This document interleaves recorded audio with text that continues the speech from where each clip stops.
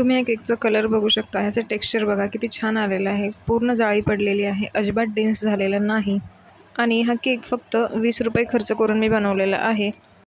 तर तो कसा बनवला हे बघण्यासाठी पूर्ण रेसिपी नक्की बघा, मध्येच व्हिडिओ स्किप करू नका. हॅलो फ्रेंड्स, मी आहे वैशाली आणि स्वागत आहे तुमचं मराठी मेजवानी विथ वैशालीमध्ये. तर आज मी तुम्हाला हा कॉफी फ्लेवरचा एकदम सॉफ्ट आणि स्पॉन्जी केक 20 रुपयांमध्ये कसा बनवला ते दाखवणार आहे. चला तर मग रेसिपीला सुरुवात करूया. इथे मी पार्ले बिस्किटचे 10 रुपयाचे 2 पॅकेट घेतलेले आहेत. यापासूनच आपण केक बनवणार आहोत. इकडे मी मिक्सरचं मोठं भांडं घेतलेलं आहे आणि आपले जे बिस्किटचे 2 पॅकेट होते ते मी इकडे या भांड्यामध्ये टाकून घेतलेले आहेत. एका बिस्किटाचे 2-3 हाताने होतील इतके तुकडे मी करून घेतलेत. याच्यामध्ये थोडीशी स्वीटनेस येण्यासाठी आपण साखर ॲड करतो आहे. 4 चमचे साखर मी इथे टाकली आहे.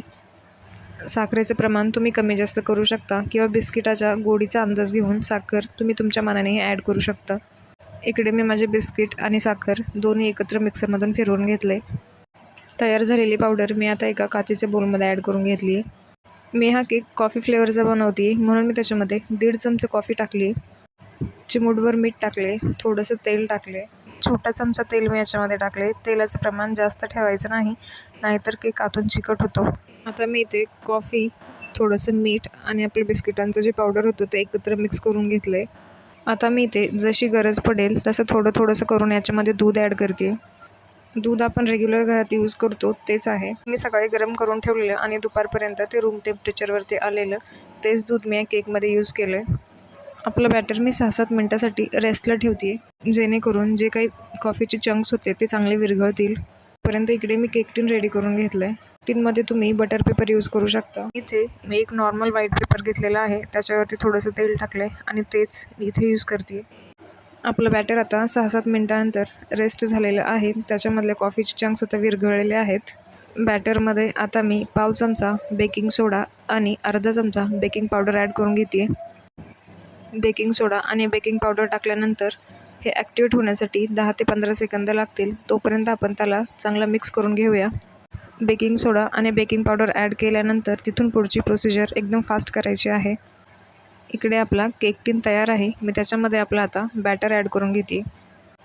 बॅटर ॲड करून घेतल्यानंतर आपल्याला केक टीन एकदा आपल्या किचन प्लॅटफॉर्मवरती 2-3 वेळा चांगल्या प्रकारे टॅप करून घ्यायचं आहे, जेणेकरून त्याच्यामध्ये जे काही एअर बबल्स असतील ते निघून जातील.